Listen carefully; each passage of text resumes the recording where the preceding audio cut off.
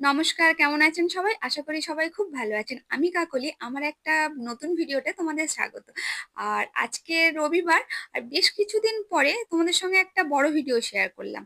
আর ছুটির দিন যেহেতু চাটা একটু আরাম করে না খেলে ভালো লাগে না। আর যদিও চাটা আমি একাই খেয়েছি, অন্যদিন দুজনে একসঙ্গে চা খাই। আসলে আজকেরও একটু বাড়িতে গিয়েছে।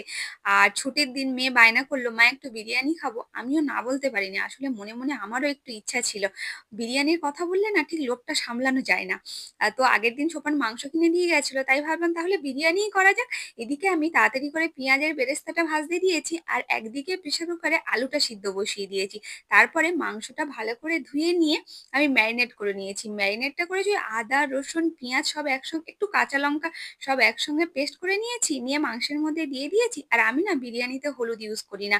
তাই দিয়ে দিয়েছিলাম কাশ্মীরি রেড চিলি পাউডার, একটু চিলি পাউডার আর বিরিয়ানির মসলা দিয়ে ভালো করে মাখিয়ে নিয়েছিলাম। আর বাড়িতে টক দই ছিল না, অসুবিধা নেই। টক দই না দিলে খুব একটা টেস্টের পার্থক্য হয় না আরকি।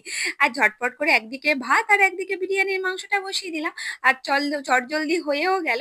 ওটা নামিয়ে নিয়ে তারপরে এবার মানে লেয়ার করতে হবে। আর কিছু করার নেই। তো আমার না বিরিয়ানিটা খুব একটা মানে কঠিন মনে হয় না। মনে হয় অন্য রান্নার থেকে বিরিয়ানিটা আমার চটপট হয়ে যায়। তাই তাড়াতাড়ি করে বিরিয়ানির লেয়ার গুলো করে দিলাম। তারপরে বেশ খানিকটা ঘি দিয়ে দিলাম।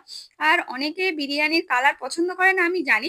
কিন্তু এই যে বিরিয়ানিতে না একটু ফুড কালার না দিলে ঠিক ভালো লাগে না। আর অল্প একটু ফুড কালার দিলে মনে হয় না খুব একটা পেটের সমস্যা হবে আরকি। হ্যাঁ, যাই হোক তাই একটুখানি দুধের সঙ্গে অল্প একটু ফুড কালার এড করে দিয়েছিলাম আর তার সঙ্গে দিয়ে দিয়েছিলাম একটু গোলাপ জল, কেওড়ার জলও মিক্সড করে দিয়েছিলাম। দিয়ে চারদিকে ছড়িয়ে দিয়েছি। আর দেখো প্রায় ০.৫ ঘন্টা ১ ঘন্টা মতো ভাপে দেওয়ার পর আমার বিরিয়ানি রেডি। আর মা আর মেয়ে দুজনে জমিয়ে খেলাম।